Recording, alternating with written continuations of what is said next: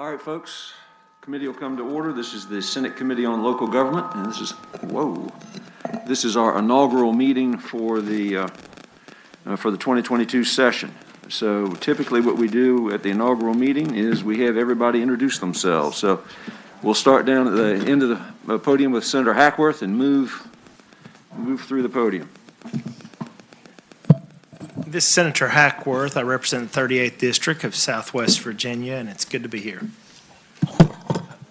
Senator Reeves, I represent the 17th District of Virginia. Thank you. Senator Jen Kiggins. I represent the 7th Senate District, which is Virginia Beach and 3 Norfolk precincts.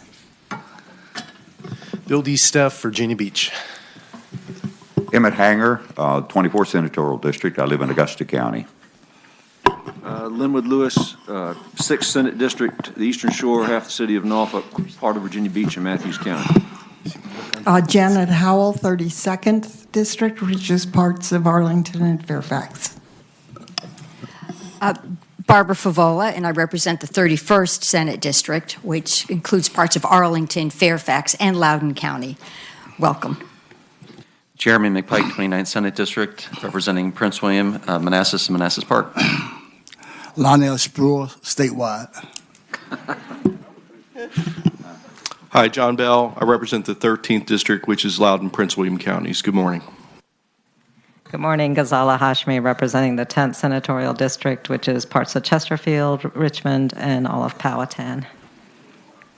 Okay, thank you all, and some housekeeping before we get on with the agenda.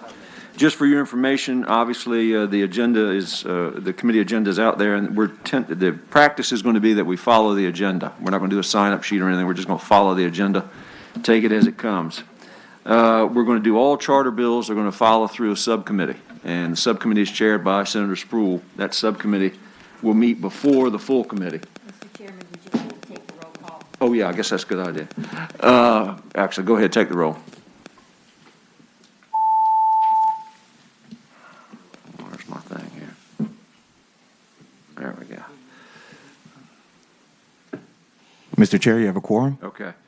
So the charter bills will go through the charter committee, subcommittee, which will meet before the full committee, and I guess next Monday, Senator Spruill, would that be?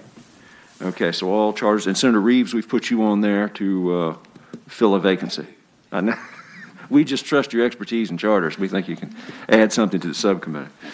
And now let me do some housekeeping before we go to Eldon James. Going through your docket, Senate Bill 59, Senator Hackworth has requested that be carried over till next year. So do I have a motion to that effect? Second. Moved and seconded that Senate Bill 59 be carried over to next year. All in favor, say aye. Aye. I don't think we need a...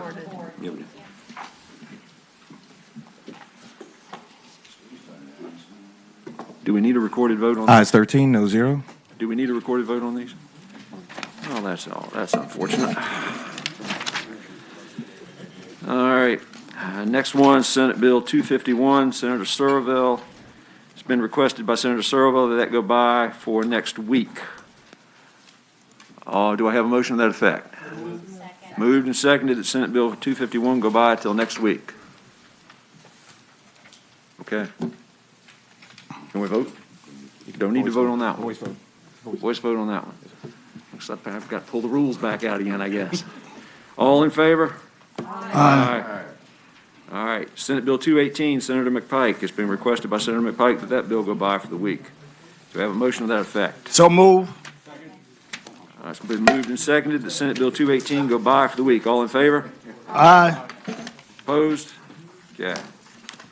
And finally, we have Senator Barker's 339 on page 3.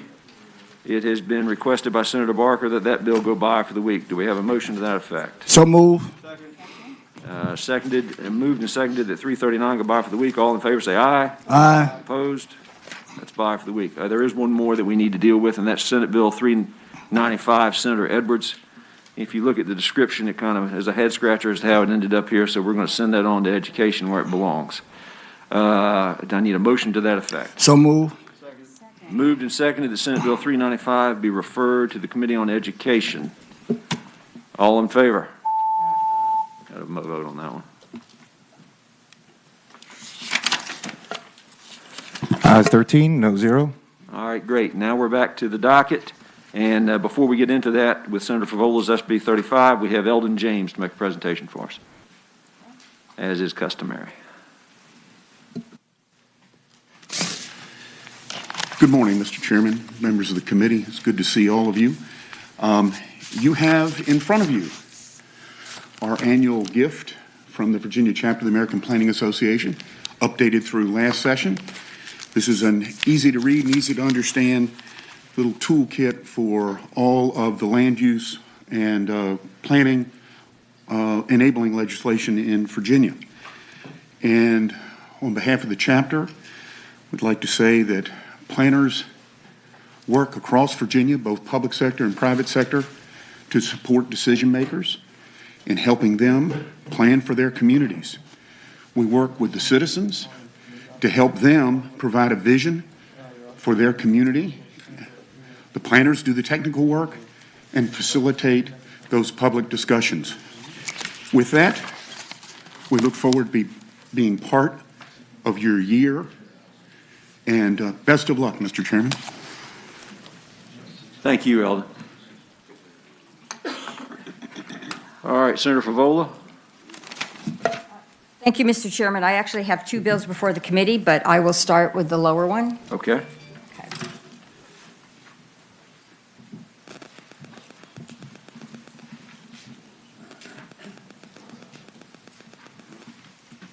We had the same situations last time. Judiciary meets at the same time. Just need me for something that's a crucial vote. You'll just let me know. Mr. Chairman, I draw your attention to Senate Bill 35, and I have one minor change, which can be done, I think, simply. We're removing the 100 days. So we're going back to the 60 days, and that would be on line 40. And I respectfully ask that the committee adopt that amendment. Yes. So what this bill does, it does two things. The Planning Commission has 60 days to act on a request from an applicant to change the comprehensive plan, or such longer time has agreed to by the applicant. That's the change there. And then on line 40, when I moved it back to 60 days, the language also reads, or such longer time has agreed to by the applicant. So those phrases are the two changes in this bill. They are consistent with other language throughout the zoning code, and I respectfully ask that the committee adopt this bill. It was a request from Loudoun County, but we have worked with the Home Builders Association and other interested parties. All right, let's. Yeah, okay. Second. All right, it's been moved and seconded that we adopt the amendments as proposed by Senator Favola. All in favor? Aye. Opposed? All right, the bill as amended is before us. Is that your presentation? That completes my presentation.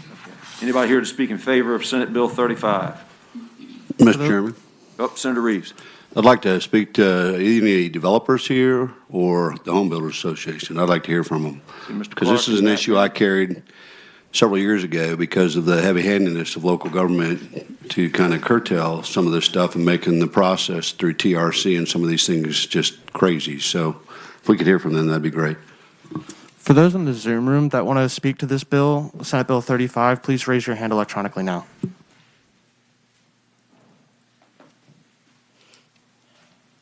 Am I good to go? All right.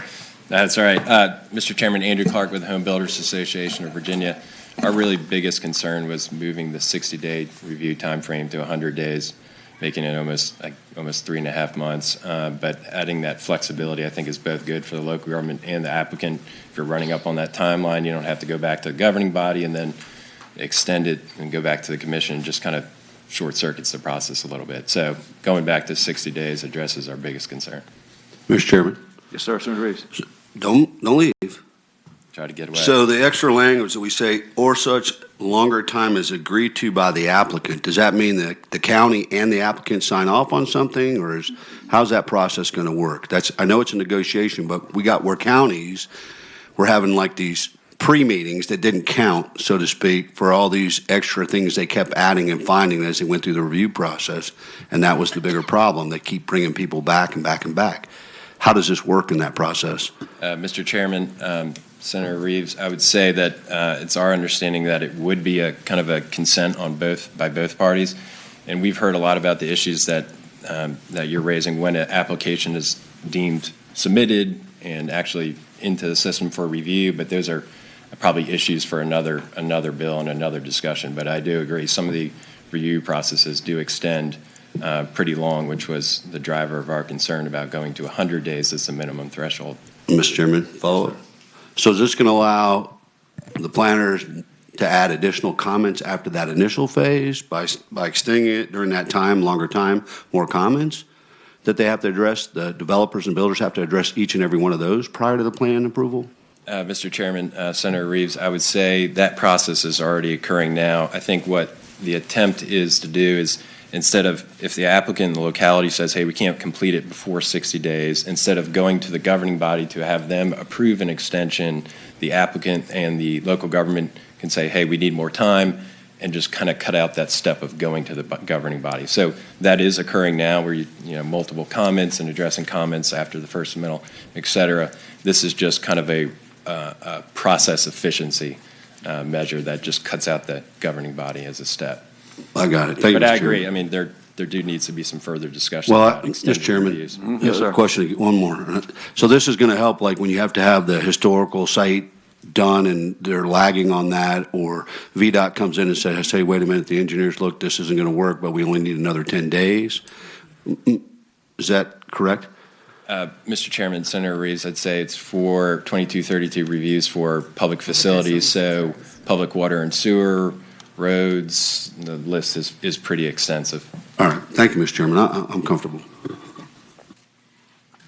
Thank you for your question, Senator Reeves. Mr. Chairman, I should have said at the beginning that 15.2-2232 does deal with public facilities and utilities, but it picks up roads, which, again, you're amending the comprehensive plan, and where the roads go would affect projects. Anybody else to speak in favor? Oh, okay. Morning, Mr. Chairman. Joe Joe Lurch. Lurch with Virginia Association of Counties, also speaking on behalf of VML in support of the bill. Just, to echo some of the comments earlier, this provides flexibility for the applicant. To Senator Reeves, to your questions, I think the technical review committee, that is done at the site plan or, a plat process. This will only be on the comp plan amendment, which happens rather rarely in these instances, and this is just to add that flexibility to an applicant to have that greater time if some issues come up that they want to deal with. Thank you. Anyone else to speak in favor of the bill? All right, we have someone online to speak virtually in favor of the bill. Can we queue her up? Ms. Sidnor, please unmute yourself and begin your testimony. Good morning, Mr. Chairman and committee members. I'm Courtney Sidnor, Senior Deputy County Attorney with Loudoun County.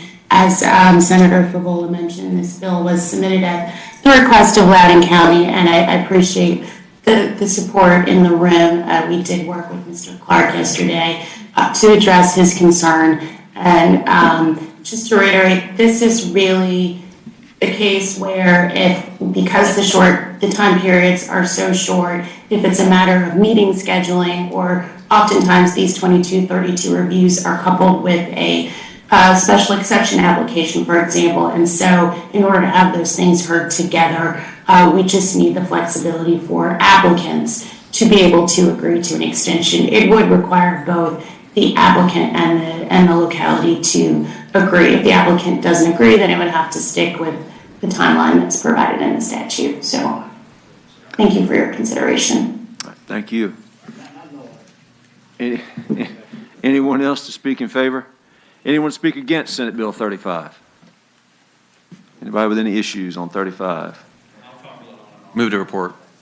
All right, it's been moved Second. and seconded that Senate Bill 35 as amended be reported. All in favor? Could somebody vote for me? I can myself. Okay, got it. Thank you. All right. You've escaped, Senator Favola. Ayes 13, no 0, abstentions 1. Now, Mr. Chairman, I have another bill, but if you're taking bills in order, I can I'll wait. tell you, since you're up there at the podium, why don't we just go ahead and do it? Okay, Mr. Chairman, my second bill is Senate Bill 388. And the first point I want to make is that this bill would only apply to Arlington County because Arlington County is the only county with a county manager plan form of government. And what this bill does is it would allow the local governing board to actually hire an independent auditor to assist with any investigation that might be needed by the civilian oversight body. And of course, the county board would hire this person and the county board could fire this person. And that is the extent of the bill. This was a negotiation that the local governing body entered into when they were working with the county manager and the police department and advocates who felt very strongly about having a civilian oversight board. The county board wanted to make sure they could come up with a mechanism that was professional and fair. Anybody have any questions for Senator Favola on the 388? Anybody on the panel? Is there anyone here to speak in favor of Senate Bill 388? For those in the Zoom room that would like to speak to this bill in favor of it, please raise your hand electronically now. Yes, ma'am. Hi, Mr. Chairman, members of the committee, Alana Crennan, Arlington County. We stand in support of this bill.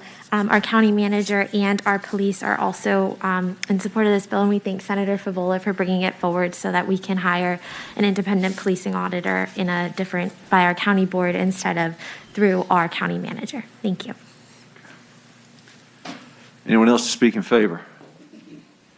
Anyone to speak in opposition? Opposition to 388. For those in the Zoom room that would like to speak in opposition to Senate Bill 388, please raise your hand electronically now. Move to report. Moved Mr. and Chairman. seconded that Senate Bill 388 be reported. Mr. Chairman, Senator Hoshman. I apologize. I had the waiting to speak button on. Oh, I'm sorry, I didn't notice. Go ahead. If I could just ask a question, Senator Favola, could you just elaborate a little bit on how this bill works in context of the Civilian Review Board the legislation that we passed last year? Sure. Mr. Chairman, Senator Hashmi, what Arlington County adopted an ordinance that established a Civilian Oversight Review Board, and that board was charged with evaluating investigations. So the issue of who would actually do an investigation was left sort of outside the realm of what the Civilian Oversight Board technically would be doing. And the way the current statute reads, because of the county manager plan of government, it would be the county manager who would hire the auditor. And the stakeholders, including law enforcement and others, felt it would be more appropriate to have the county board hire the auditor. So there's a connection and more accountability with the elected body. So that's the context. Thank you. Any other questions for Senator Favola? I believe we have a motion to report in a second on the floor. All those in favor of reporting?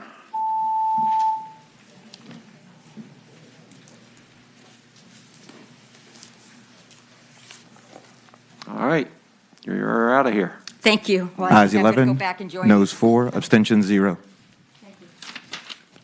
All right, next up, Senator Cosgrove. Good morning, Mr. Chairman. Good morning. Senate Bill 52, if that's okay with you. Yes, sir. Mr. Chairman, Senate Bill 52 actually fixes a problem in a bill that I carried a couple of years ago, enabling builders, et cetera, to have a pro rata share of the utility costs when other people tap into the utilities that they have already laid for their projects. What the bill does basically is just two small changes. It changes may to shall, which sounds minimal, but it's important. That's a small change. It's small in letters, yes. But what this would do, it actually require the localities to have that pro rata share given back to any builder who has put in sewer, water, gas, et cetera, and then later on, other people come in, other developers, and tap into that utility stream. Basically, that original developer is getting no recompense. Basically, they just put it all in and everybody gets to use it. That's the bill. Any questions for Senator Cosgrove on Senate Bill 52? Mr. Chairman. Senator McPike. Thank you. I'm just questioning the patron. What happens in a condition, sometimes you have developments that have different nuanced things that are, for instance, a park or other amenities given to the locality. Would it be possible, I'm okay with the concept of the shall, but providing sort of an otherwise exempted, sort of if the owner agrees, that they're giving the other portions of pro rata share, because sometimes there's infrastructure or other things that are donated to the locality. I don't want to necessarily get a catch-all where they're agreeing to give, and then the locality's on the hook for the rest of it. Is there a way we can, maybe council can work through an allowable out? I'm okay with the pro rata, I'm okay with the concept. Sure. But I know there's certain circumstances where there are portions that are given to the locality for other reasons, and just wanted to see if we could work that out, maybe. Mr. Chairman, if with that? it's the will of the committee, I'm more than happy to take this by and see if I can work with Senator McPike and get his mind at ease. Mr. Chairman. Jeff, you can't do that on the fly, can you? Yeah, okay. Mr. Chairman. Yeah, Senator Reeves. I think Senator McPike's talking about proffers, right? Is that what you're going after, Senator McPike? To make sure that proffers that are given by the developer or whoever gives them, that's part of that process and those aren't included? Yeah, to some extent, yes. Okay. Mr. Chairman, I think if Senator Cosgrove doesn't mind it going by, we can get that straight. All right. Whatever the committee likes, Mr. Chairman. Let's move that Senate Bill 52 go by for the week. All right. Thank you. Anybody want to help me out with that? All right. All in favor of by for the week for Senate Bill 52? Aye. All right, Senator Cosgrove, 54. Thank you, Mr. Chairman, members of the committee. Senate Bill 54 is a charter change to the Chesapeake Airport Authority. What the change would do is it simply strikes some duplicative language that actually is an error. It would basically have the charter state that the members of the Airport Authority serve at the pleasure of the City Council who appoints them. Simple enough. Any questions for Senator Cosgrove on SB 54? Well, wait a minute. Wait. Anybody speak in favor of Senate Bill 54? For those in the Zoom room that would like to speak in favor of Senate Bill 54, please register your hand electronically now. See, y'all almost stole this man's thunder. Here he is. Go ahead. David Westcott with the City of Chesapeake. We appreciate Senator Cosgrove carrying this bill for us, and we ask that you support it.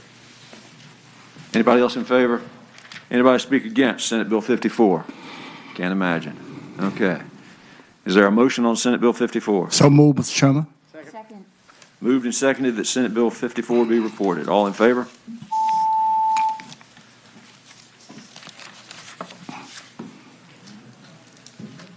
Ayes 15, no 0. All right, next up we have Senate Bill 82. Thank you, Mr. Senator Chairman. Stanley. Yes, sir, Senator Cosgrove.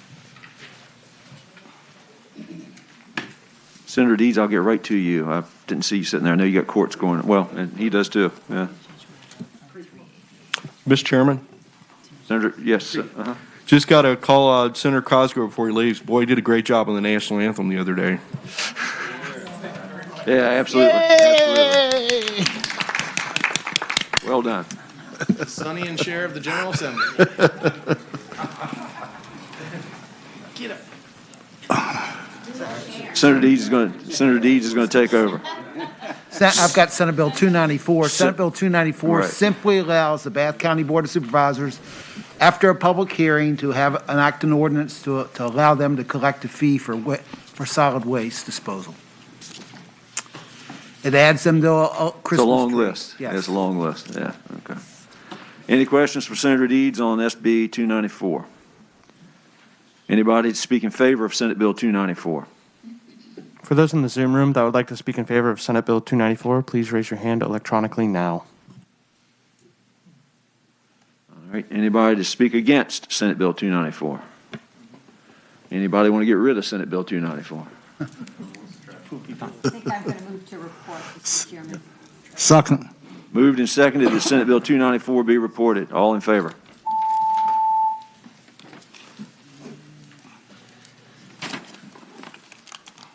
Thank you very much. All right, yes, sir. Senator Stanley. Ayes 12, noes 3.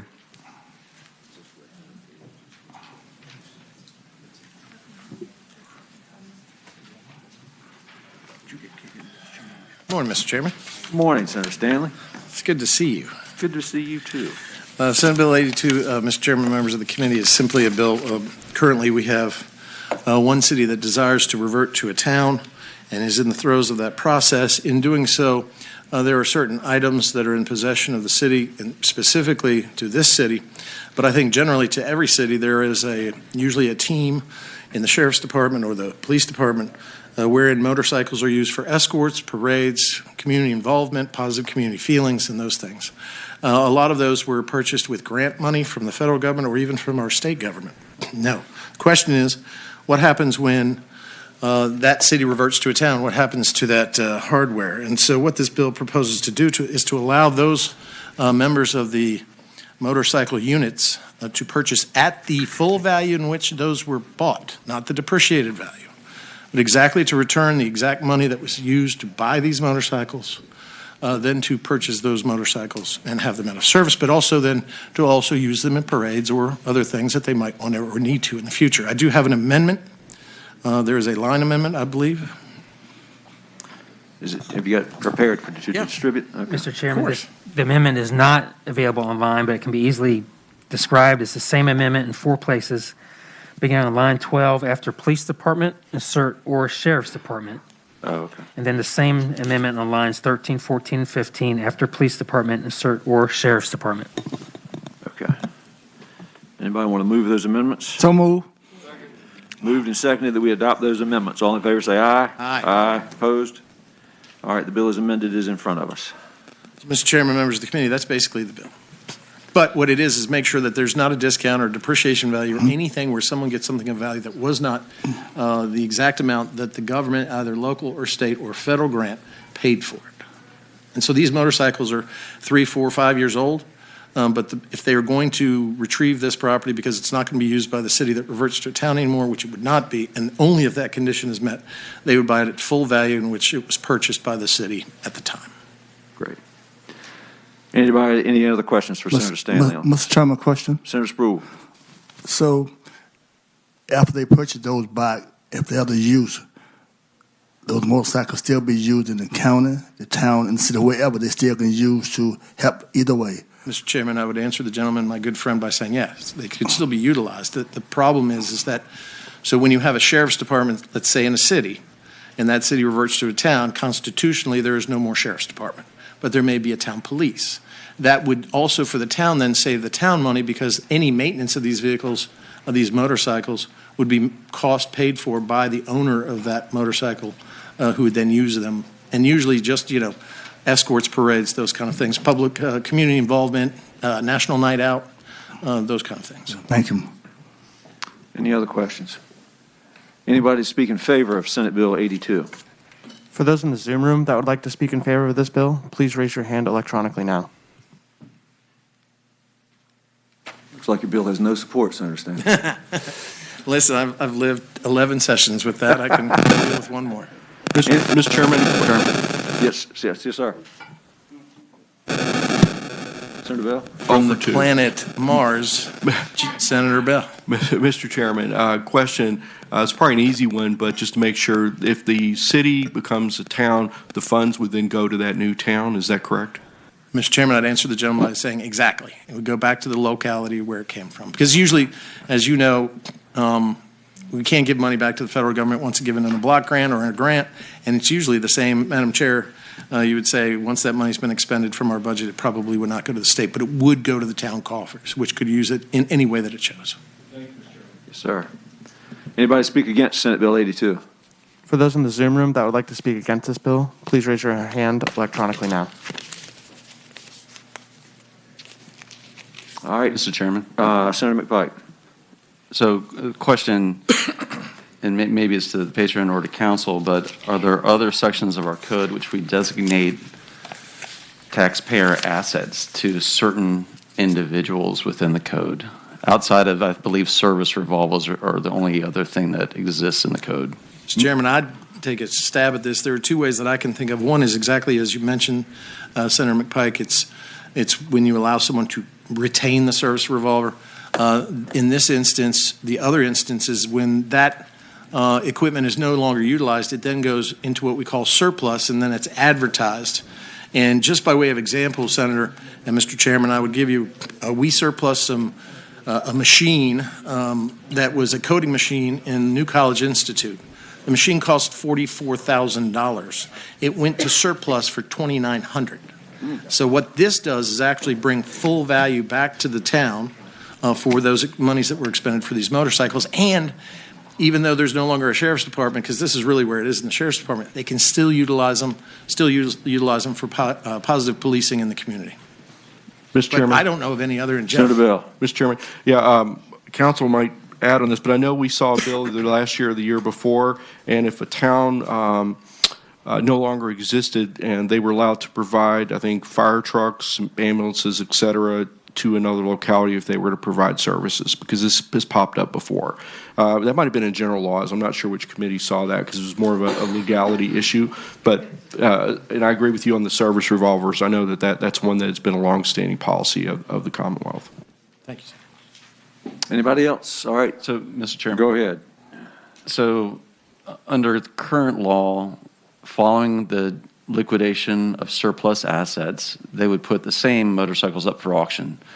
So could not the individuals pay full price if they so choose to and win the bid? Mr. Chairman, I'd answer the gentleman by saying the possibility exists that they would have the ability to pay full price. The chances of that are, if you have looked at the surplus as I have, especially being the chairman of New College, there are times when equipment does become available, school desks, other things, and even up to a coding machine. It is surprising how either not many people are aware of it, but the bids are rarely, if ever, near even what would be, Senator McPike and Mr. Chairman, even the depreciated value. I mean, you can get some real bargains on that website.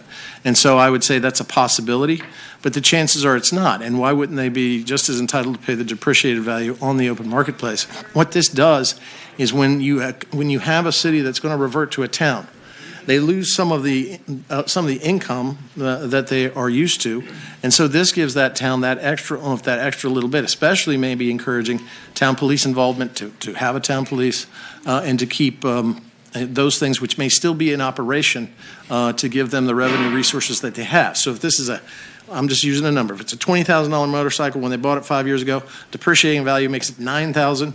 It goes for sale on that surplus website for $4,000.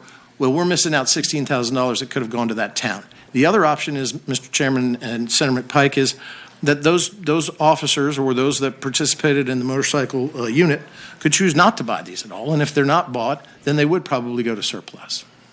But their chances are they wouldn't be purchased at full price. Almost a guarantee on that. Any follow-up for Senator Stanley?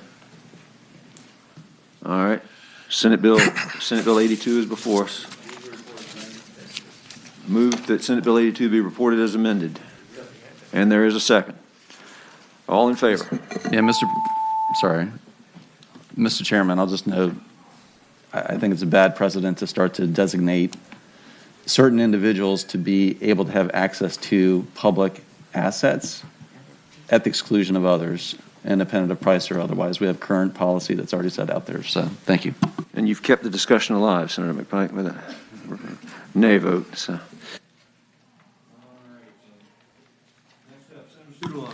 Ayes 13, noes 2. Senate Bill 147. Thank you, Mr. Chairman.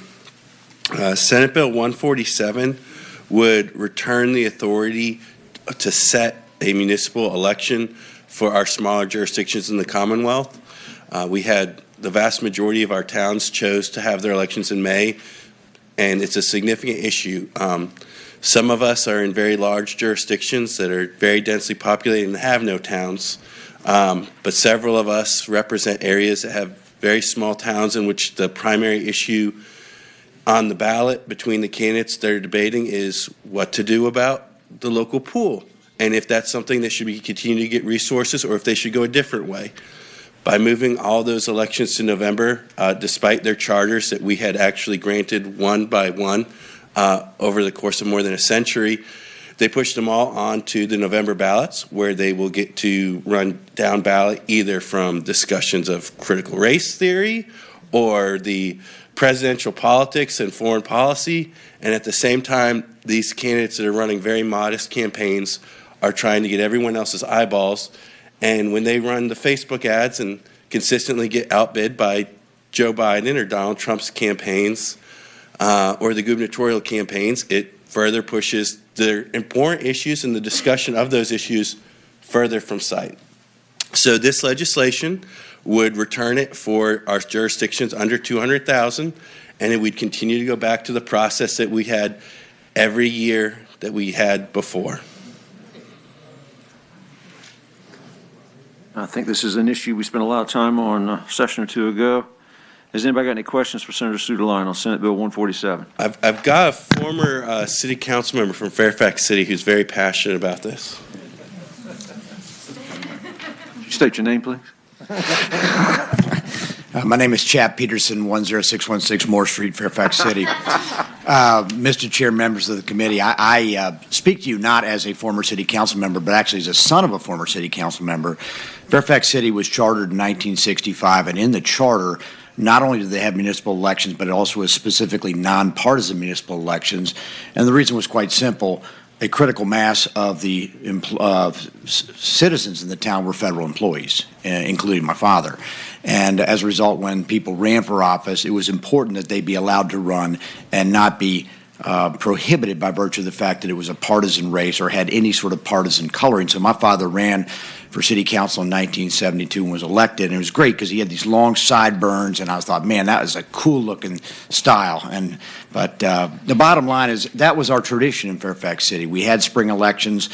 We're a small locality of 22,000 people surrounded by 1.2 million in the county. The county is much more partisan, and that's how politics goes, and I get that, and you know, I've been part of that also. But I do believe that taking away spring elections took away a lot from the city in terms of our ability to control our own destiny. I also speak on behalf of the town of Vienna, which is another small jurisdiction of town. I know the mayor wanted to speak that also would lose its ability to do spring elections, has very similar issues in terms of land use and taxations that, again, we get swallowed up in a countywide race. So that's what I have to say, Mr. Chair. Appreciate the time. Thank you, Senator Peterson. Is there anybody else to speak in favor of Senator Suderline's Senate Bill 147? For those in the Zoom room, please raise your hand electronically now if you'd like to speak to this. All right, and Senator Favola, I believe you want to say something? Thank you, Mr. Chairman. You know, I just think there's some value in having elections at a time when the most number of people will come out to vote. And I am confident that more people vote in November elections than in May elections. And I think it is our obligation to facilitate a process that enables more people to vote or would support more people voting. I would expect that the local officials running for either town council or, you know, supervisor, they would still be running in a nonpartisan fashion. In other words, their political denomination would not be next to their name on the official ballot. They may be endorsed by political parties, but is that correct, Mr. Suderline? Mr. Chairman, supervisors are not affected by this. Every supervisor in Virginia runs on a November ballot already, and that's been the case since the position was created in the 19th century. This is for our town and city councils. So the town councils, which are often very small, represent town councils where the election is less than 100 votes. And if you got 50 votes, you really set a record in some of these elections. And they now will run down ballot from there. I can tell you that, yes, the parties would be very involved. I can tell you I've had some of my very conservative activist friends who are very involved in the Republican Party who've said they hope every Souter Line bill passes this session except this one, because they understand that the moving of the elections to November means that even though they don't live in the town, the fact that they control the local Republican Party apparatus and the sample ballot means they're going to be determining the town elections. And they like that. They like that. And that'll be the case in the vast majority. Honestly, that's going to be the case in every town I represent currently. I don't believe that there's a town I represent that the Democratic Party will even have a serious chance. And I can tell you there's a lot of Democrats on those councils right now, but they're not elected because of their appreciation for President Biden. It's because of their longtime ties to the community and the respect people have for them as local business people. But if we do go to the November election, I can tell you a lot more of my friends in my area are going to have a much easier time getting elected. And that's the reality. This is not coming from a place to help my friends win elections. This actually, honestly, will not help them. This bill, if it's not successful, you are only going to have, it's going to be very hard for anyone that's not a Republican connected to the Republican Party getting elected in the Shenandoah Valley, Southwest Virginia, South Side, the exurbs around Richmond. I mean, the places where most of the towns actually exist and the small cities. So that's where it's from a partisan perspective. So I hope this advances. I think this is what's best for Virginia. If you wanted to just help me out politically with my friends, kill the bill today, and I have no more complaints from them. All right, Senator Spruill, then Thank Senator you. Bell. Mr. Chairman, and to the members, I don't have my bees. Anyway, we've heard this bill last year. We heard it from people from the counties, towns, and the cities. It's not a political bill. If it helps you get elected, sir, then so be it. Let me use an example of Chesapeake, Republican city, and I love Chesapeake. Norfolk, a Democratic city. The same bill came before the last year. Same problem. But the bill wasn't put in to help you get elected, or me, sir. Because if that's the case, then I would win in Chesapeake all the time because Republicans love me in Chesapeake, if you go by that. But why was the bill put in? The bill put in because the low turnout in May, everywhere, poor turnout. That's why it was put in. The bill was put in because the money that is saved, the registrar's office in Chesapeake, the registrar's office in Norfolk was saying the amount of money that they were spending in May, that there was no turnout. And we had people on the line, people who called in, who talked about it, from the town and city, the same thing. We have heard the same thing that you and the council member, now my senator colleague, Chap, talking about the exact same thing. The senator Chap have the same bill in. You are looking out for a bill for yourself, and so is Chap. It's for themselves. This bill is statewide. Ain't got nothing to do with this. Doesn't matter to me who wins. In Chesapeake, sir, I keep using that because that's the city that I love the most. In Chesapeake, the Republicans can always win because the majority. We say get out there and work hard. Let them know what you can do for the citizens, and they will change their vote. They do it all the time. Sometimes they vote Republicans, sometimes Democrats, even though it's a Republican city, but they listen to what the candidate has to say. And that's why it was put in, because there was no turnout, poor turnout. And because of the money that was saving these cities and these towns, and that's why I was put in, not to help you or Chap to get reelected. That's why I'm asking my colleagues, we hashed this bill out last year thoroughly. The exact same thing you're talking about now. We hashed it thoroughly over and over again now, the same question that you're talking about now. We already talked about that last year.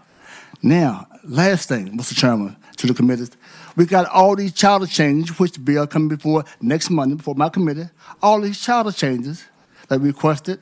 Chesapeake has already been started for election for this November. So the key of this right here is for the citizens, not for the politicians to get reelected. That's why it was put in. So I'm hoping, Mr. Chairman, that those who voted last year, stick with me, please. And those who change their mind, look at it. Look at something for the citizen for one time, please. Let's leave the Republicans and Democrats alone and saying how it is going to help the citizen of the state and how it's going to help them to save money. That's why I was put in. I'm asking y'all to please turn this bill down and the one that citizen chat piece coming up later on. Thank you so much. All right, just for a point of information from committee counsel, Jeff, you have any sense of how many charter changes we have so far that are seeking a change for the election date?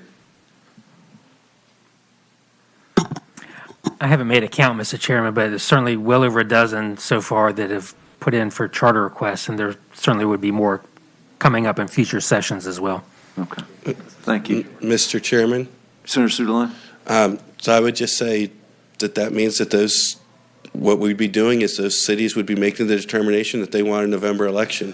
In the same way I remember when the city of Harrisonburg, just a little north of Senator Hanger, they wanted a November election.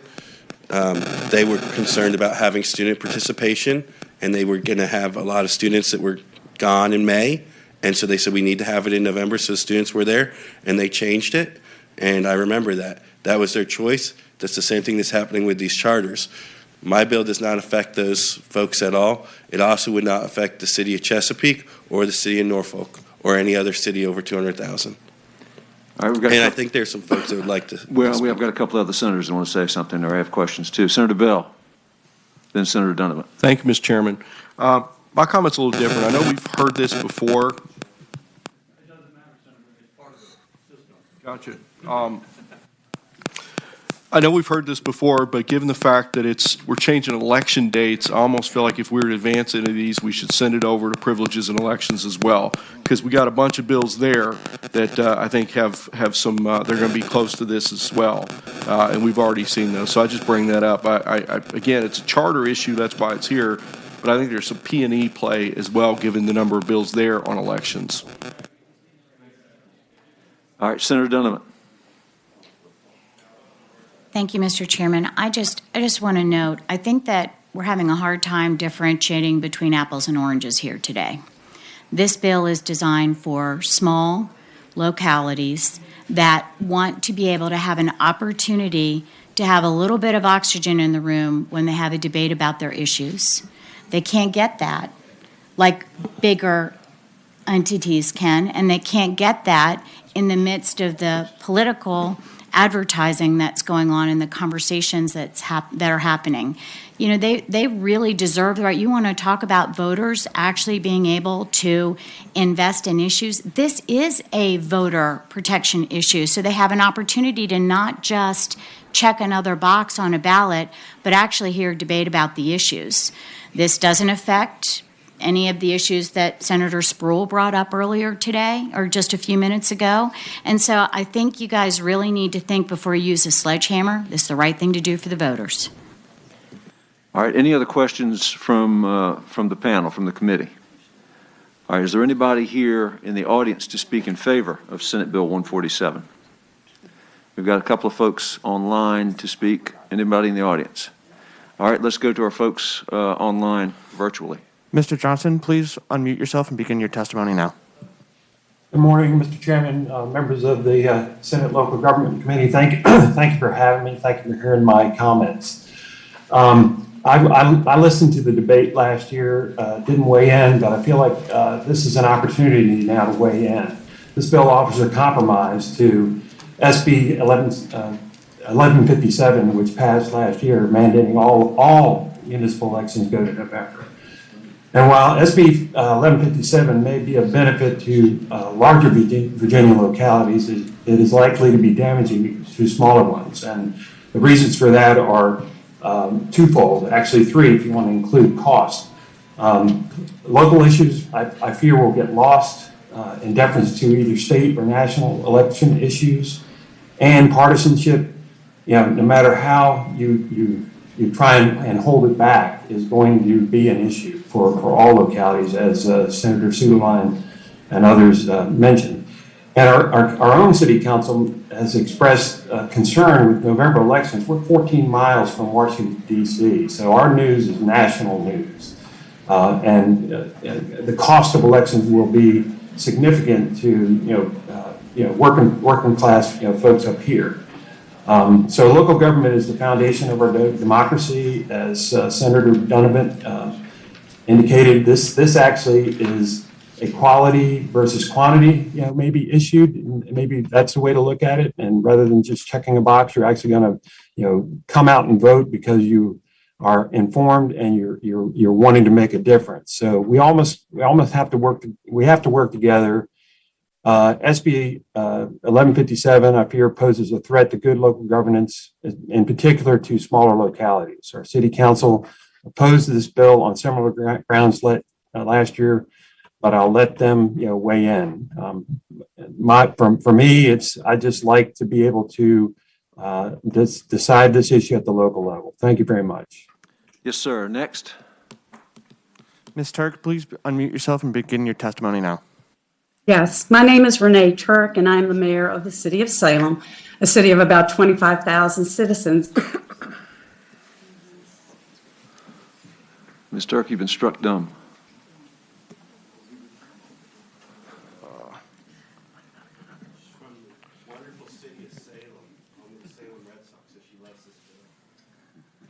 Can we get her back? Mr. Chair, I believe we've lost connection with her. We will work to get her back. All right. Is there anybody else to speak in favor of the bill?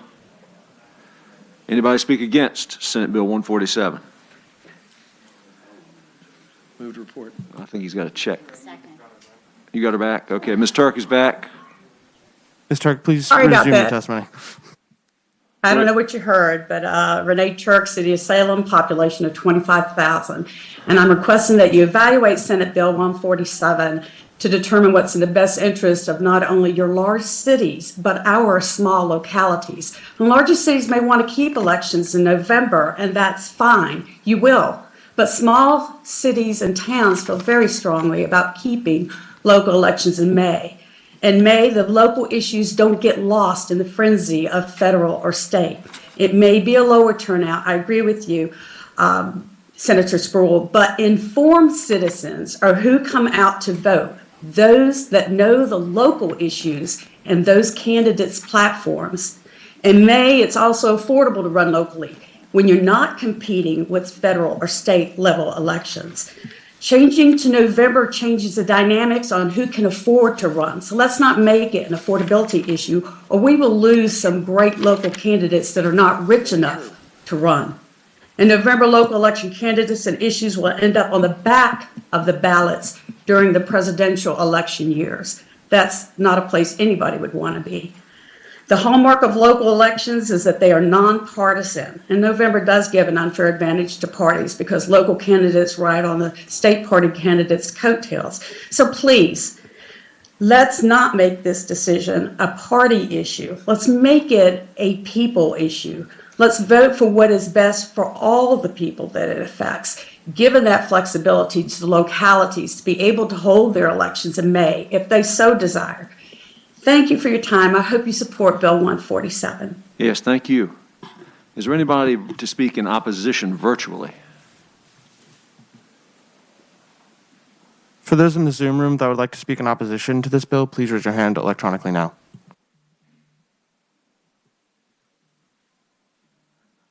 Oh, we do have one. Okay. Yeah, Mr. Meyer.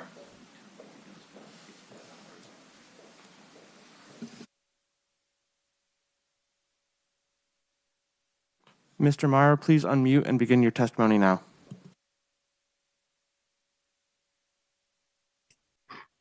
I'm actually speaking consistent with my colleague, Mayor Turk.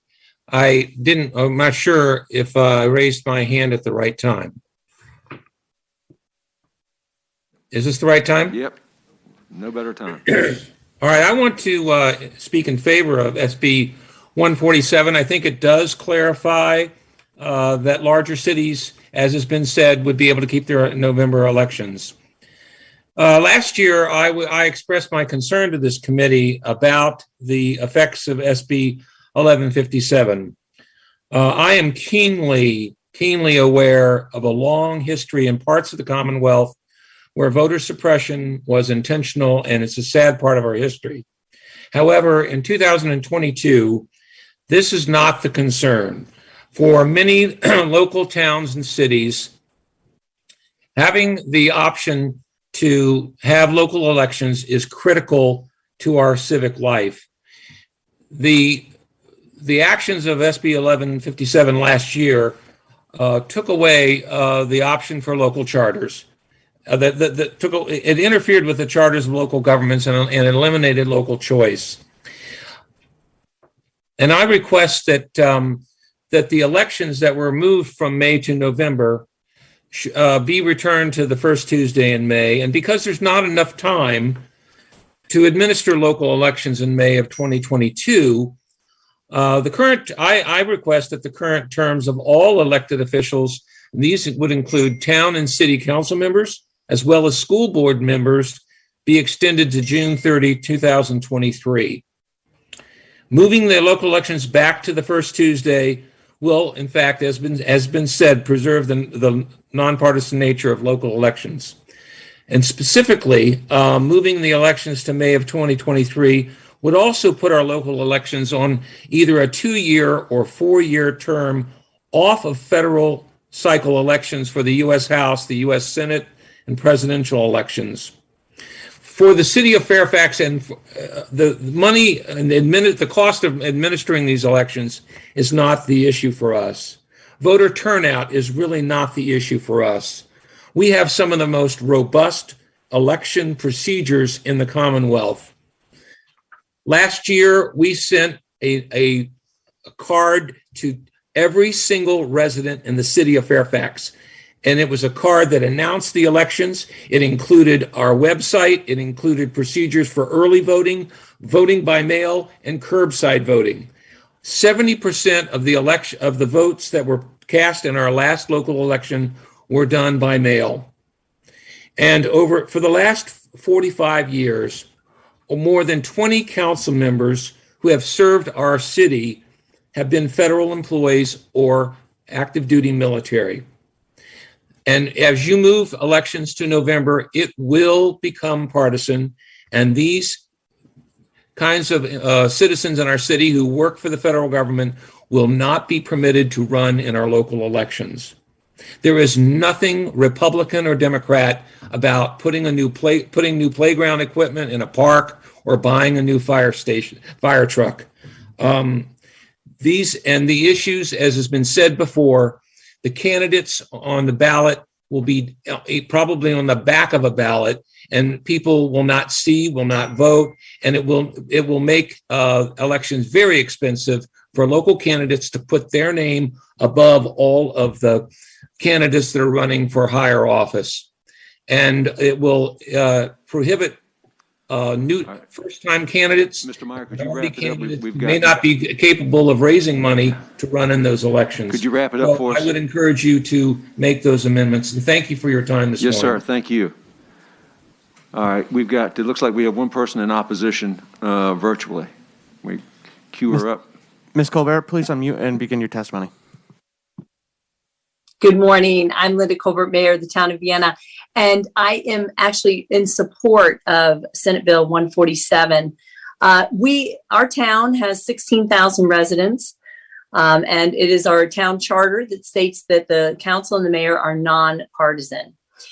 And Vienna residents, certainly, I know that they understand the difference between national issues and local issues. Certainly, we have very smart residents. However, when we have our May elections, we really concentrate on things like Mayor Meyer mentioned, sidewalks, the height of our building in the commercial district, and things like that. Another concern I have with moving our elections to November is that some people in our community would not be able to run for office. My salary is $7,500. Our council members are $5,000. So when you think about running an election, certainly all of that is gone. And so it would be much more costly to run in November. And I fear that there would be people that just wouldn't be able to do it because of the cost. Also, because of the Hatch Act, we have a lot of government workers in Vienna.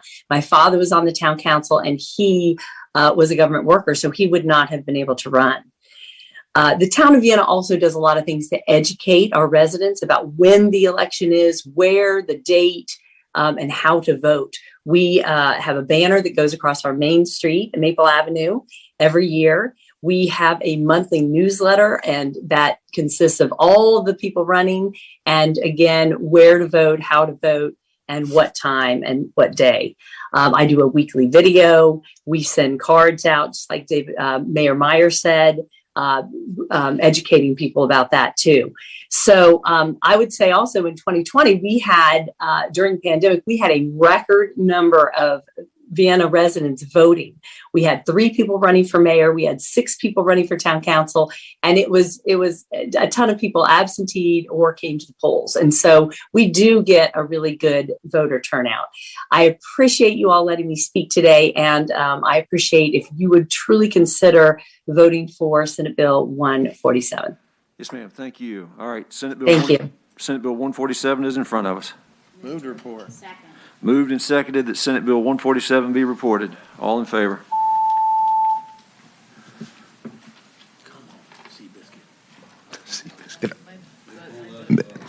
Mr. Chair, I accidentally pushed the close vote.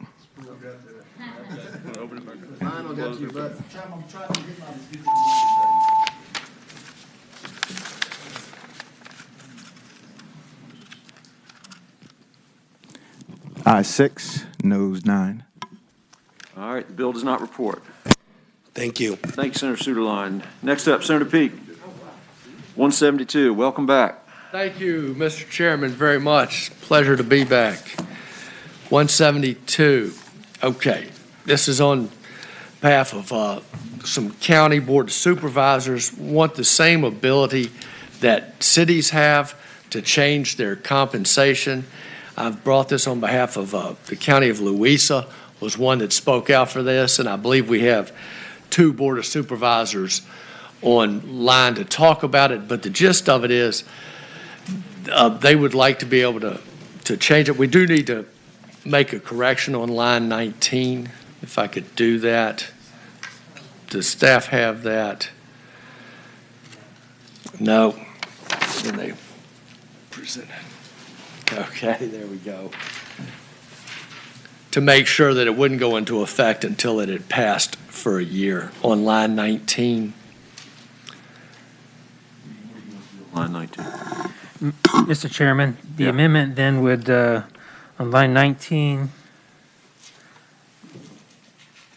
so the new language then would read, effective as of January 1 of the year following the next regularly scheduled elections. Okay.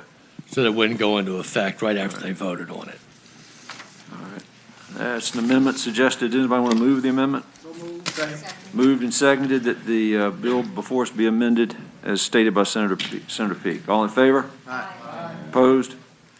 All right, the amended bill is in front of us. And if I could turn it over to my supporters. Are they online? Do you have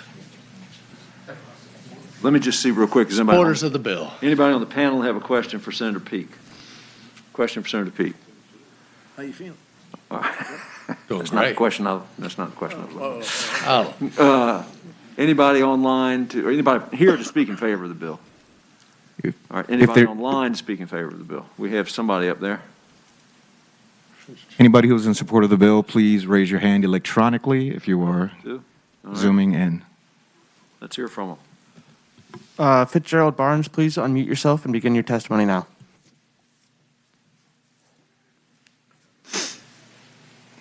And again, if you are in favor online, please raise your hand electronically. In favor.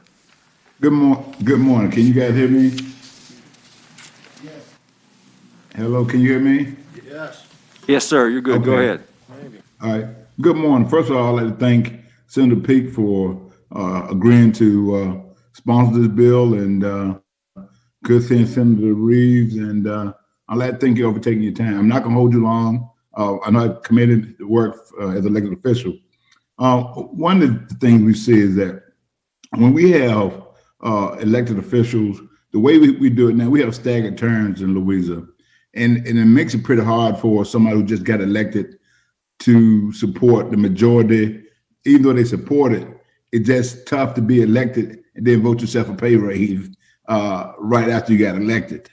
And so With this, it will allow us the same opportunity as towns and cities to have a public hearing with the public involved and to look at compensation at that time versus having to do it when the majority of the board members are up for re-election. I want to thank you for this opportunity. I'm not going to hold you long, and God bless you all. Thank you, Mr. Barnes. Mr. Adams? Mr. Adams, please unmute yourself and begin your testimony now.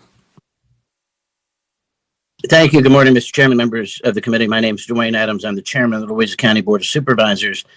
First of all, we'd like to thank Senator Peake for carrying Senate Bill 172, and I'm speaking in favor of the bill. Our board is unanimous in its support. We believe this bill will allow local boards of supervisors to address their financial issues in a timely manner. And currently, the way the statute reads, by tying board compensation to election years, it makes it a political decision instead of a financial decision. And we simply think that this would give local boards the ability to address their financial concerns in a non-political, timely manner in any given year that the issue would need to be addressed. And again, I think it's probably an unnecessary limitation by the state government over local government. So we would respectfully ask that you consider the bill and support the bill to allow local board of supervisors to have exactly the same authority that cities currently have in Virginia. Thank you all very much. We appreciate it. If there's anyone else in the Zoom room who would like to speak in favor of this bill, please raise your hand electronically now. Is there anyone opposed to Senate Bill 172? If there's anyone in the Zoom room who is opposed to the bill, please raise your hand electronically now. All right, Senate Bill 172 as amended is in front of us. Second. Moved and seconded that Senate Bill 172 as amended be reported. All in favor?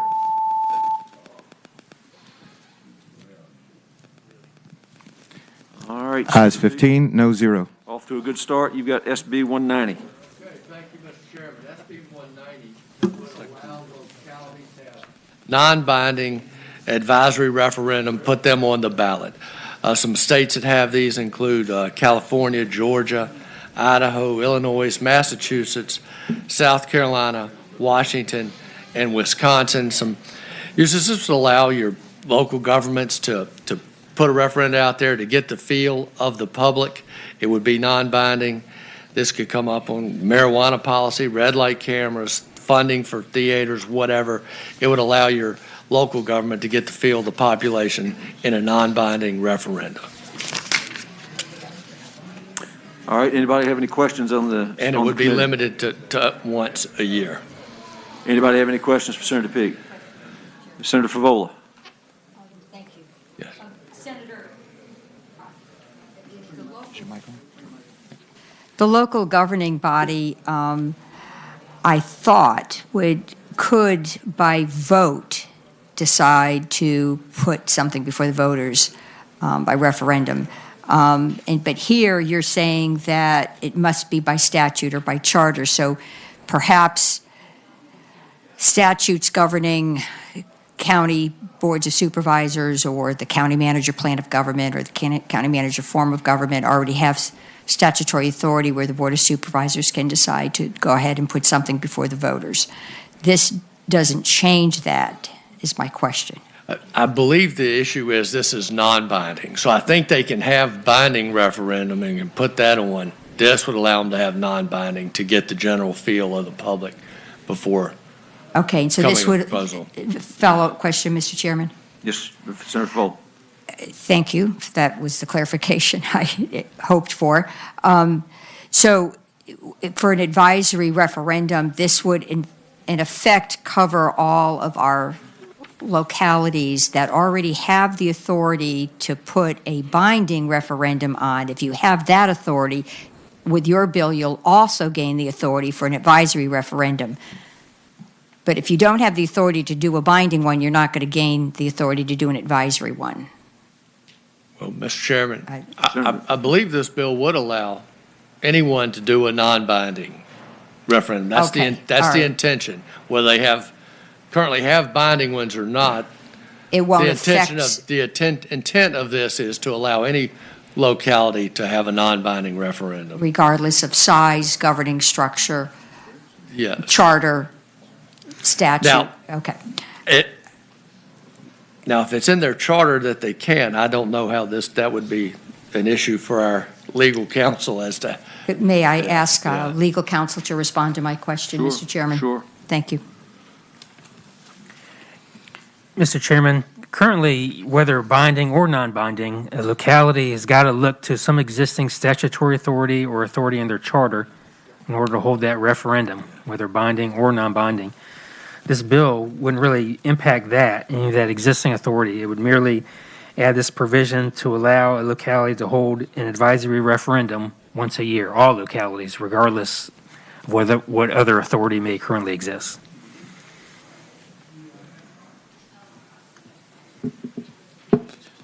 Any other questions for Senator Peake? That was helpful clarification. Thank you. Thank you. All right. Anybody speak in favor of 190? For those in the Zoom room that would like to speak in favor of this bill, please raise your hand electronically now.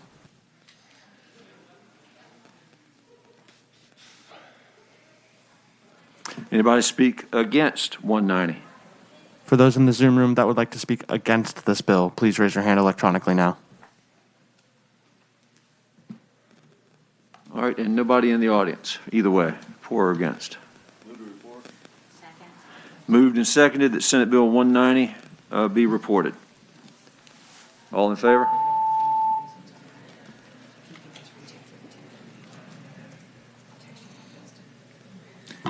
Ayes 7, noes 8. All right, the bill fails to report. Thank you, Mr. Chairman, members of the committee. Yes, sir. Senator Evans, Senate Bill 286. Thank you, Mr. Chairman. Members of the committee and Mr. Chairman, SB 286 has to do with survey plats when purchasing a home in a historic district. The bill would allow a locality that has established a local historic district to require that a survey of property lines be completed prior to a land purchase within that district. Apparently, the Commonwealth used to require that a survey be completed when you purchase a property, but this is no longer a requirement. And historic districts are special cases. They often have messy property lines as a result of centuries of moves and sales and things happening on the properties before local zoning, modern-day zoning was established. And some of the buildings are built 100 years or more before these zoning laws, which introduced such ideas as setbacks, floor area ratio, and required yards. And they tend to have very small lots with houses built up to what was thought to be the property line. And when you have small lots and buildings then fill up the majority of the lot and fences are built around the lots, that's when the property line becomes really important. And I'll just bring you a specific example from Alexandria City, a historic district. A family bought a home for renovation only to later discover the house was partially in the adjacent alley. The family was required to move the house if they wanted to proceed with the planned addition, resulting in enormous cost to the homeowner. And a more typical example is when a fence is erected across a property line. When this is uncovered and the fence has to be moved or removed, it's much more expensive than the survey itself would have likely cost. Property owners are often unaware of encumbrances that may be on their property. Fences, sheds, sometimes portions of neighboring buildings actually encroach onto the property, and there's no way other than a survey to know this. They also may be unaware that the location of their own buildings and structures in relation to property lines could even go into a public right-of-way or an alley or something. So this would just really let people help them protect their investment. And it comes at the request of the City of Alexandria. And I would note that it's permissive, it's not required. It's that the locality might require the local survey if it's in that kind of a district, and it's also supported by Arlington County. Any questions for Senator Evans?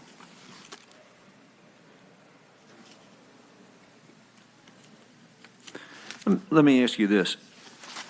So somebody buys a house in a historic district, and then 3 years later they sell it. Mm-hmm. Do the new owners have to get another survey? No, well, that would be up to the locality, but that's why I made the bill say may, because the local ordinance could say if the house hasn't been, if the house hasn't been sold in the last X years, like what I would, if I was on the city council, which luckily I'm not, I would say something like, once the survey requirement, if they adopt it for the historic district portion of the town only, or the city, that you could require a survey, and then you could say for subsequent purchasers, if a survey hasn't been completed in the last 10 years or since X, you would have to have one. Any other questions for Senator Edmund from the committee? Anybody speak in favor of Senate Bill 286? For those in the Zoom room that would like to speak in favor of this bill, please raise your hand electronically now.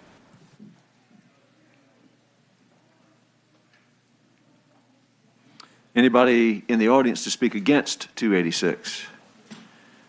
Oh, we have people here to speak. Okay, let's go ahead and get them, and then we've got folks here to speak in favor.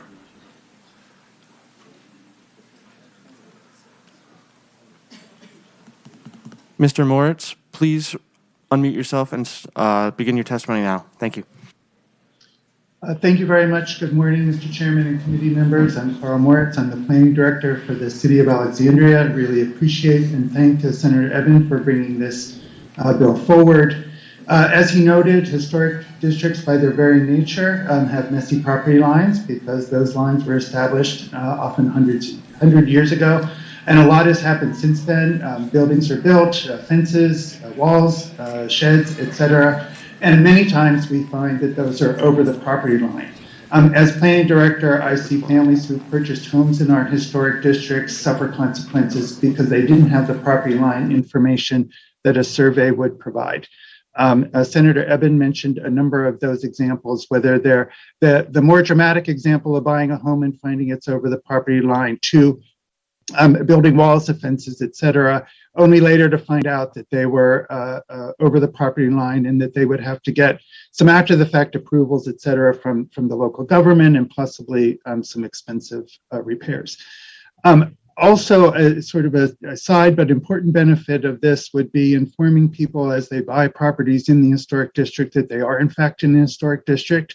We do see well-meaning people who make repairs or changes to their home in historic districts, not knowing that what they're removing is not just old siding, but actually historic fabric. And then they're under the stress of having to replace that, go through the approval process, possibly have to restore that siding, et cetera. So from our experience, this is the kind of thing that gives property owners the information they need to make better decisions for themselves. And I'm available for any questions. All right, yes, sir. Thank you. All right, we've got some folks here to speak in favor of the bill. Sarah? Good morning, Mr. Chairman, members of the committee. Sarah Taylor, the City of Alexandria. Quite simply, we believe that this is permissive authority that would benefit homeowners in historic districts as they work to preserve and enhance their investment, as well as the localities who are working to ensure that private property lines are respected and public lands are preserved for the public good. So we hope you'll consider supporting this bill. I'm happy to answer any questions. Thank you. Mr. Bryant. Mr. Chairman, members of the committee, Preston Bryant with McGuire was Consulting on behalf of the Virginia Association of Surveyors. Yes, it's good practice anytime there is a property sale for there to be a survey. That's good practice, but not everyone does it. It's not uncommon for a surveyor to be called in for an after-the-fact survey, especially usually when it's to settle a dispute. Sometimes it's in court, sometimes it's mediation. And often the question always, or the comment is always made, if only they had gotten a survey, they would have known this. And this is common in whether it's Old Town or Richmond where I live or other, usually usually urban areas that have old historic districts where parcels are decades old, if not a century or centuries old in structures. So we think this is a good permissive piece of legislation. Thank you. Anybody else to speak? Oh, yes, ma'am. I'm sorry. Hi, Alana Crennan, Arlington County. We support this bill and appreciate the permissive authority that is given to our many historical districts in our county. Anybody else? Anybody speak in opposition to the bill online or? For those online that would like to speak in opposition to this bill, please raise your hand electronically now. Okay. All right, Senate Bill 286 is in front of us.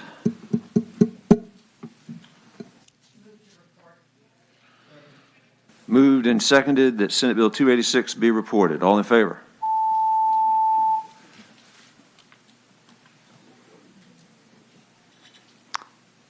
Ayes 13, noes 2. All right, Senator Edmund, your bill reports. Thank you, members of the committee, and thank you, Mr. Chairman. Next up, I believe we have Senator Vogel.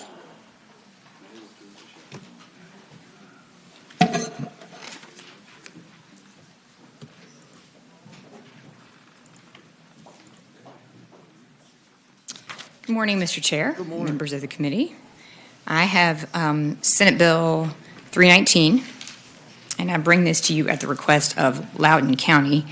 And it is pretty simple. I will let them give you a little bit more of the background and the genesis of this. But the bottom line is what the bill would allow is for localities to appropriate resources to faith-based charities that provide services of a non-religious nature.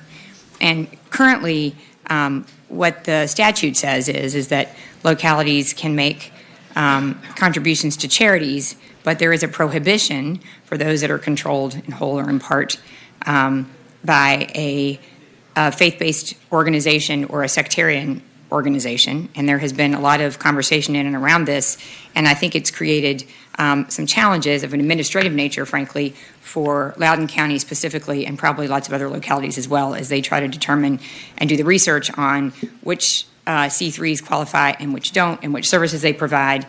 And in addition, there is, I think in my view, pretty clear, it's pretty clear legally, at least to me, that this would run afoul of the Supreme Court's decision in Trinity Lutheran Church, for those of you who are lawyers. And also in 2018, Virginia's Attorney General was asked to issue an opinion, and he said he couldn't make a conclusive determination, but he did believe that this likely ran afoul of the First Amendment and the Free Exercise Clause.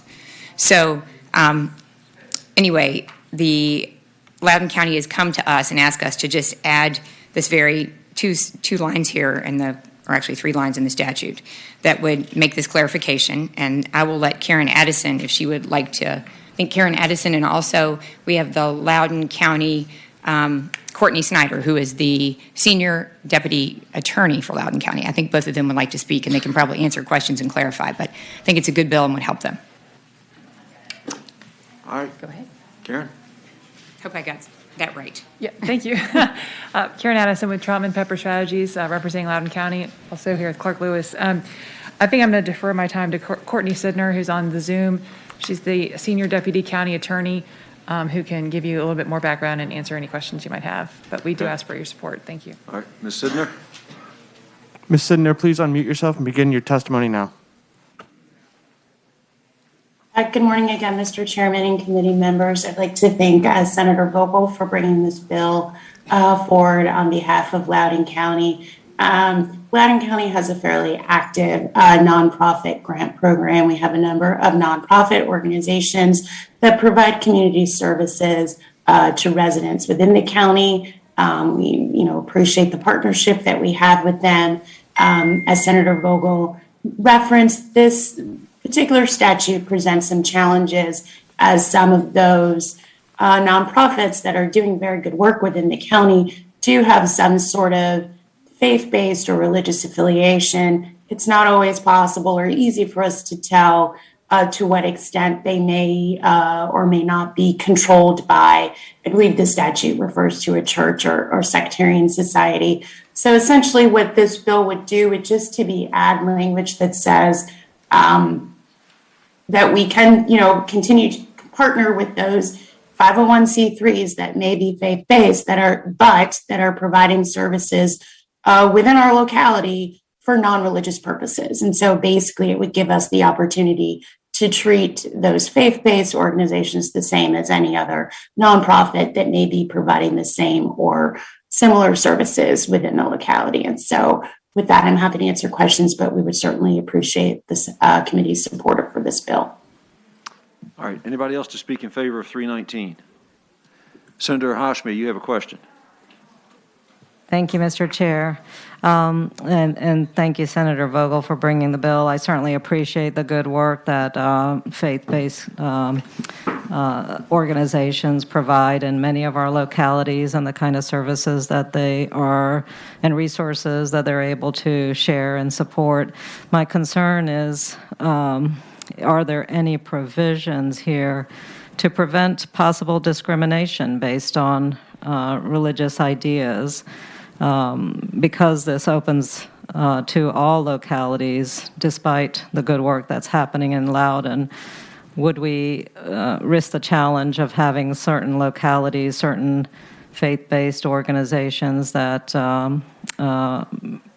would be receiving public funds and yet engage in discriminatory policies or actions? Anybody want to try and field that javelin? Mr. Chair, I might want to defer to Courtney Snyder if she would like to speak to that. She's not on. Can we get her back on? She may be gone. Oh, she's still here. Okay. Courtney, would you like to speak to that?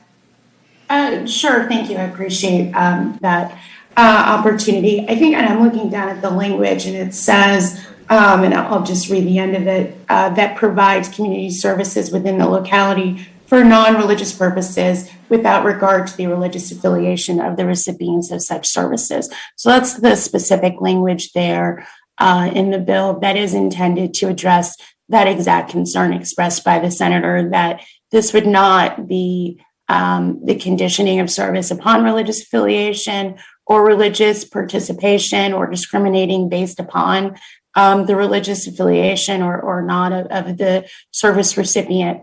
And so that is the intent that we had, and we tried to build that into the language. I mean, I will just give you an example. The types of organizations we're looking at are those that provide rental assistance, housing or job training assistance, food banks, hunger relief, things of that nature that are not at all based upon anything other than a desire just to help, vulnerable or those in need in the community. Senator Hoshmi. Thank you. I don't have a follow-up. Okay. Senator Vogel. If I understand this bill also is meant to address a really practical problem, and that is that there are resources being directed to charities in the community, and it is taking, I think, the locality a fair amount of resources to do the research on these boards and these individual local charities to determine the whole or in part sectarian, faith-based, because sometimes it's not always obvious.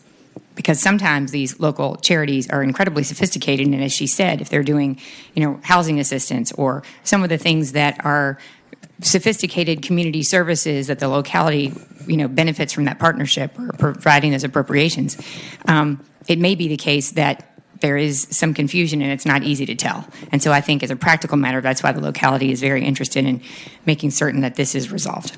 Senator Favola. I'm just curious, is it possible now that some of these organizations could be subcontractors? In other words, there's an umbrella group like United Way, the county gives money to United Way, and United Way, in fact, secures partners to do very, specific activities.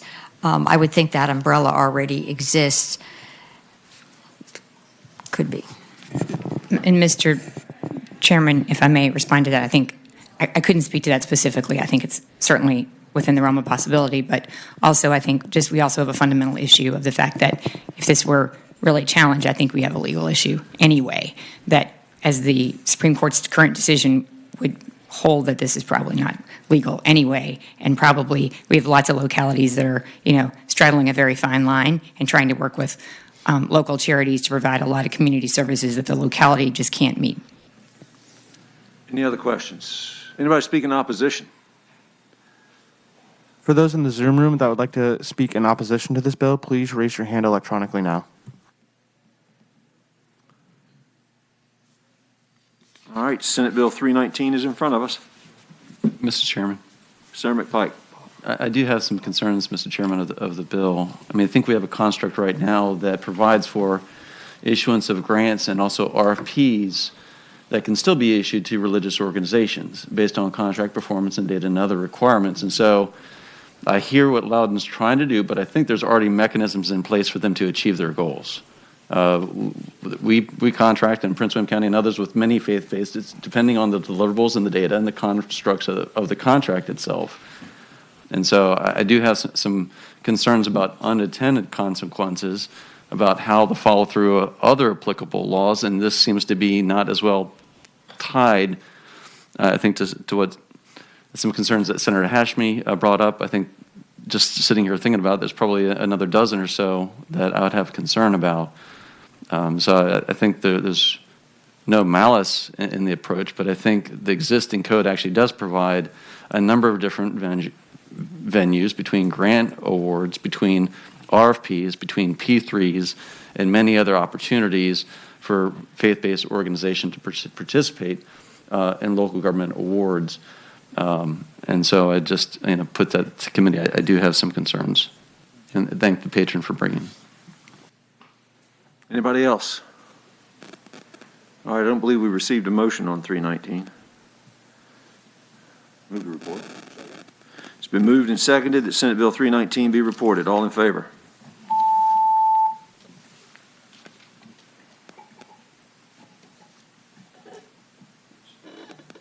Ayes 8, no 7. Wow, you got a squeaker there.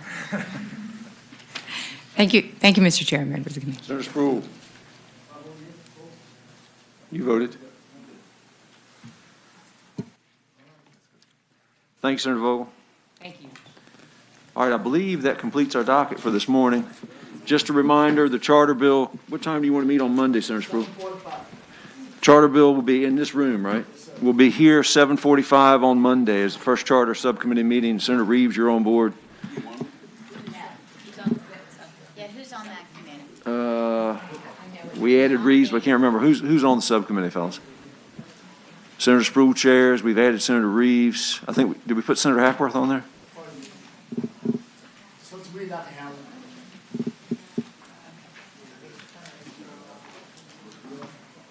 Hang on a sec.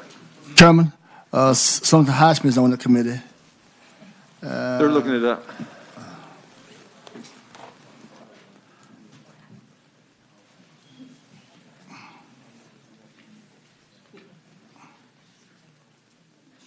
Senator Spruill, Hackworth. It hasn't been changed in the system yet, but it's Senator Hackworth, Senator Bell, Senator Hashmi, and Senator Kiggins. We've actually put Reeves on there instead of Hackworth, I believe. Yes, sir. I'm sorry, Senator Reeves instead of Senator Pillion. My apologies.